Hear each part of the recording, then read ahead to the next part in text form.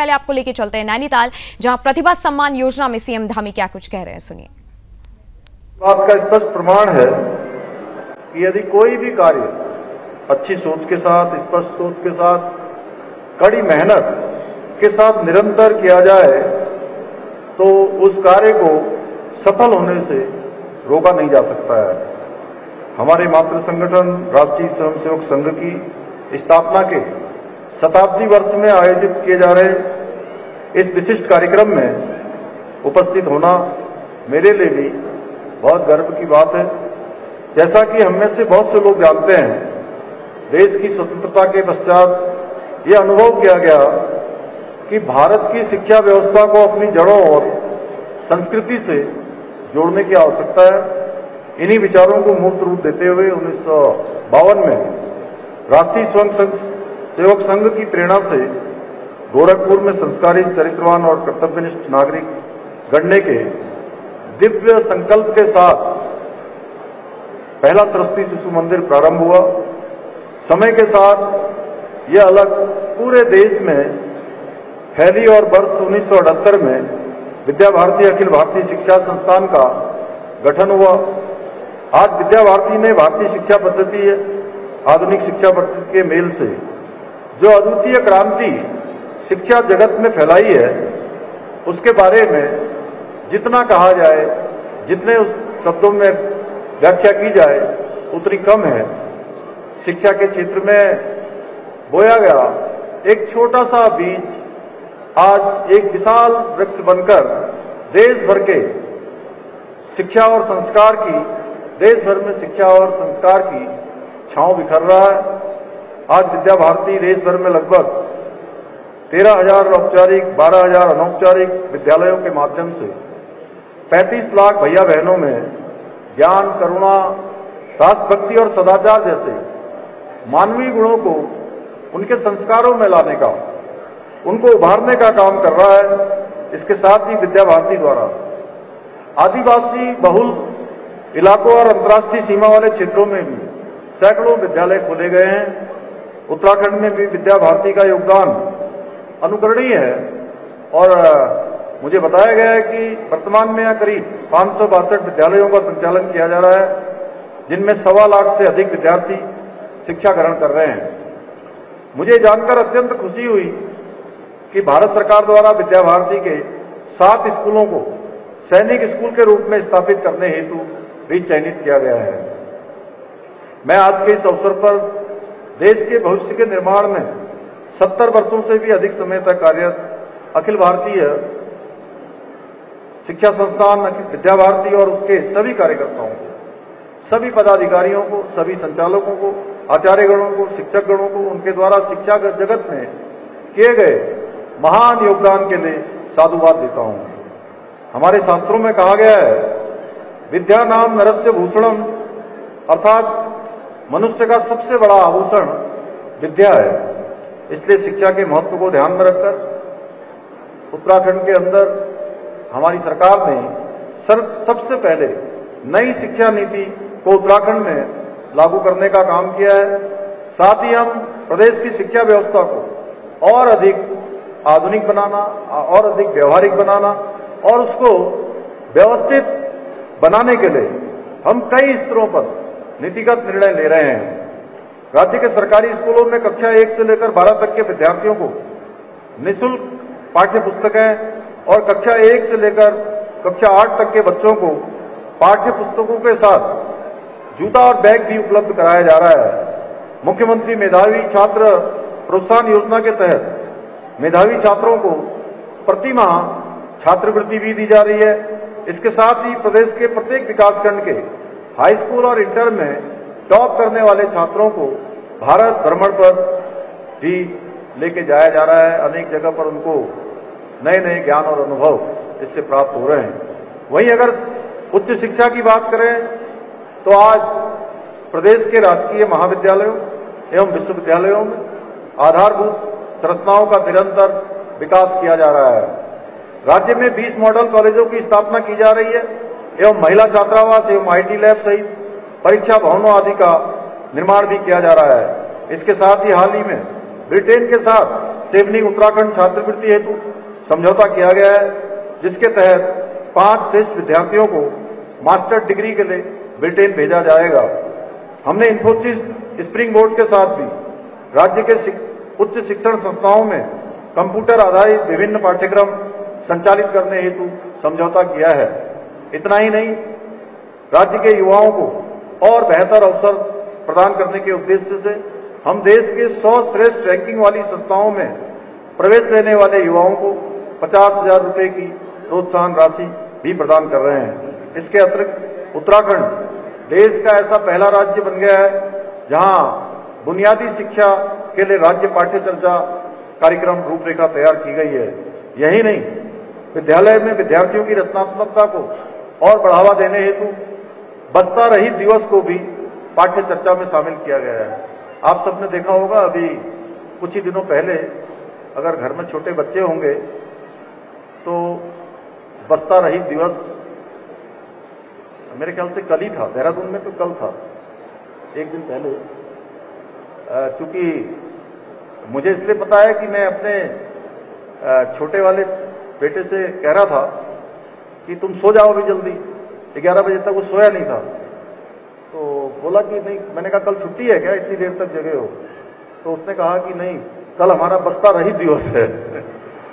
तब मुझे जानकारी हुई कि बस्ता रहित दिवस एक दिन उनके व्यक्तित्व विकास के लिए बहुत जरूरी है। इसको हमने पाठ्यक्रम में शामिल किया है।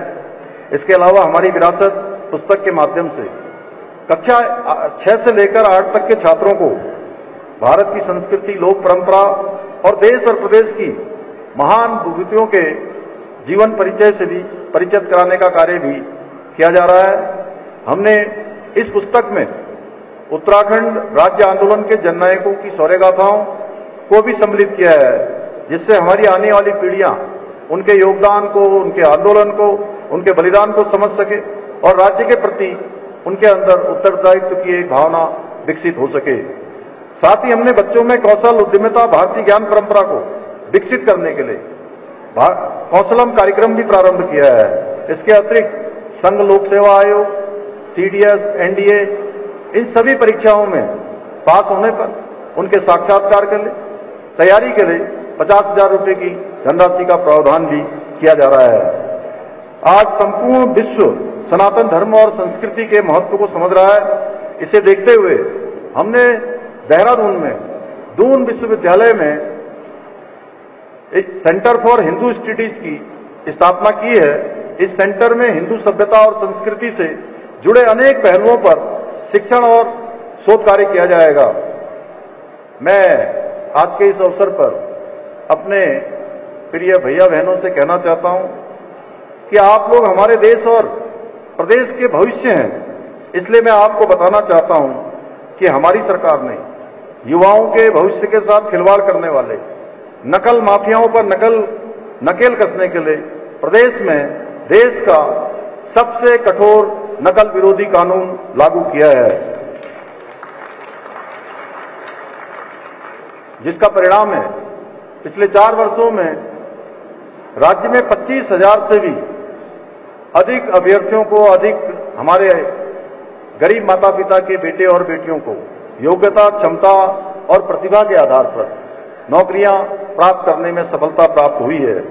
परंतु पिछले कुछ दिनों से देवभूमि में नकल माफिया पेपर लीक का षड्यंत्र रचकर भोले भाले नौजवानों को बरगलाने की नाकाम कोशिश कर रहे हैं। मैं आज इस मंच के माध्यम से उन नकल माफियाओं को स्पष्ट रूप से कहना चाहता हूं कि उनकी दाल अब उत्तराखंड में गलने वाली नहीं है। और मेरे जीते जी कोई भी हमारे गरीब माता पिता के बेटे बेटियों, हमारे भाई बहनों के साथ, हमारे युवा नौजवानों के साथ किसी भी प्रकार का अन्याय नहीं कर पाएगा। हम अन्याय नहीं होने देंगे। यूके SSSC पेपर में नकल की जांच के लिए अभी जो एक प्रकरण आया है, और वो प्रकरण भी एक सेंटर पर एक विशेष व्यक्ति के ऊपर आया है। उसकी गिरफ्तारी की जा चुकी है, उससे संबंधित सभी लोगों से जानकारियां की जा रही हैं और ये देखा जा रहा है कि उसका प्रभाव या वो कितना स्प्रेड तो नहीं हुआ, उसके कारण से कुछ और जगह नकल का ये अपराध और लोगों ने तो नहीं किया, इसमें सम्मिलित तो नहीं हुए, या अन्य सेंटरों पर तो कहीं इस प्रकार की कोई कमी नहीं आई है, तो इसलिए उसकी जांच एसआईटी से की जा रही है। हाई कोर्ट के रिटायर्ड जस्टिस उसकी पूरी सुपरविजन करेंगे, और कहीं पर भी कोई इस प्रकार का प्रकरण आएगा, कोई भी छात्रों के हित में न होने वाली जांच में तथ्य आएंगे, तो हम जो भी छात्र हमारे चाहते हैं उनके हित में वो निर्णय हम लेंगे। और एसआईटी की जांच पूरी होने के बाद दूध का दूध और पानी का पानी हो जाएगा, और जो भी दोषी होंगे उनको कठोर से कठोर दंड दिया जाएगा। हम देवभूमि उत्तराखंड के सांस्कृतिक और डेमोग्राफिक मूल्यों को सुरक्षित रखने के प्रति भी पूरी तरह से संकल्पबद्ध होकर काम कर रहे हैं। इसी संकल्प के साथ हमने जहां प्रदेश में एक सख्त धर्मांतरण रोधी कानून, एक दंगा रोधी कानून लागू किया है, वहीं लैंड जिहाद, लव जिहाद और थूक जिहाद जैसी घृणित मानसिकताओं के खिलाफ भी कड़ी कार्रवाई सुनिश्चित की है। हमने प्रदेश में लैंड जिहाद पर कड़ी कार्रवाई करते हुए 9000 एकड़ से अधिक सरकारी भूमि लैंड जिहादियों से मुक्त कराई है। इसके साथ ही करीब 250 अवैध मदरसों को सील करने के साथ ही 500 से अधिक अवैध संरचनाओं को भी हटाया है। इसके अलावा हमने राज्य में समान नागरिक संहिता का कानून बनाकर सर्वधर्म समभाव की भावना का सम्मान करते हुए सभी के लिए समान कानून की व्यवस्था प्रदेश में लागू की है। हाल ही में हमारी सरकार ने राज्य में नया अल्पसंख्यक शिक्षा कानून भी लागू किया है। इस कानून के अंतर्गत 1 जुलाई 2026 के बाद से उत्तराखंड में अब केवल वही मदरसे संचालित होंगे जो हमारे माध्यमिक शिक्षा बोर्ड के द्वारा या हमारे सरकारी बोर्ड के द्वारा जिनमें उसका निर्धारित पाठ्यक्रम पढ़ाया जाएगा।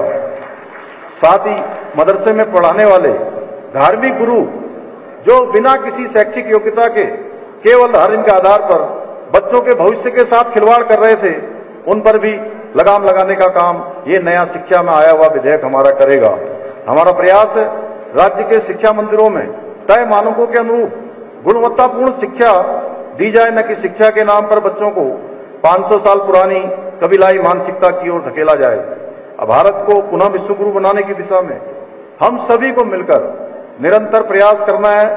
मुझे पूरा विश्वास है कि विद्या भारती अखिल भारतीय शिक्षा संस्थान देश की युवा पीढ़ी को भारतीय मूल्यों संस्कृति के अनुरूप शिक्षा प्रदान करने के इस महान कार्य को और अधिक विस्तार देते हुए देश को विकसित राष्ट्र बनाने के हमारे प्रधानमंत्री श्री आदरणीय नरेंद्र मोदी जी के सपनों को साकार करने में अपनी महत्वपूर्ण भूमिका इसी प्रकार निभाता रहेगा, जिससे युवाओं में राष्ट्र प्रथम की भावना प्रगाढ़ होगी और हम सभी मिलकर भारत को पुनः विश्वगुरु बनाने में अवश्य सफल होंगे।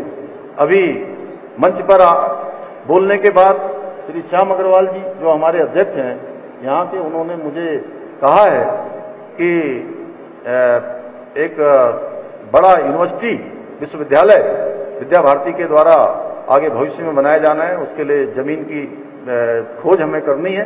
तो मैं आज घोषणा करता हूं कि जल्दी से जल्दी आपके साथ समन्वय बनाकर, संपर्क बनाकर इसके लिए जो है जमीन ढूंढी जाएगी, क्योंकि एक महान कार्य है। निश्चित रूप से ऐसे संस्कार, ऐसी शिक्षा जिसमें राष्ट्रवाद पल्लवित और पोषित होगा, वो आगे बढ़ेगा। मैं ऐसे कामों के लिए हमेशा से हमारी सर्वोच्च प्राथमिकता रहती है कि हम ऐसे कामों को आगे बढ़ाएं। हम सब मिलकर, आप भी बताएंगे, कुछ सुझाव आप भी देंगे, और हमारे जो अधिकारीगण हैं और सब लोग मिलकर इस काम को हम आगे बढ़ाएंगे। इसी विश्वास के साथ आज सम्मानित होने वाले सभी भैया बहन, मुझे बड़ा अच्छा लगा कि दूर से कोई बागेश्वर से आया है, कोई उत्तरकाशी से आया है, कोई पिथौरागढ़ से आया है, सुदूरवर्ती कोई रुद्रप्रयाग से आया है, चमोली से आया है। सभी ऐसे भैया बहन, देहरादून के ऋषिकेश से मुझे काफी लोग दिखा दिए, मायापुर वाले दिखाई दिए, उधम सिंह नगर, नैनीताल, हर एक जनपद, चंपावत से जो भैया बहन आए हैं, सच में आप सबको देखकर एक ऊर्जा हम सबके अंदर भी आई है। और जैसा हमारे मंत्री जी ने कहा है कि इस साल थोड़ा संख्या कम है, अगले साल ये संख्या और बढ़ने वाली है। इसके लिए मैं पूरे हमारे संस्थान को, सभी हमारे आचार्यगणों को, शिक्षक गणों को, सभी प्रबंधक जो हमारा पूरी व्यवस्था को संभालते हैं, उन सभी को अपनी ओर से बहुत शुभकामनाएं देते हुए और सभी भैया बहनों के उज्जवल भविष्य की कामना करते हुए अपनी बात को समाप्त करता हूं। धन्यवाद। धन्यवाद। आज के माननीय तो आप सुन रहे थे नैनीताल में सीएम धामी का संदेश।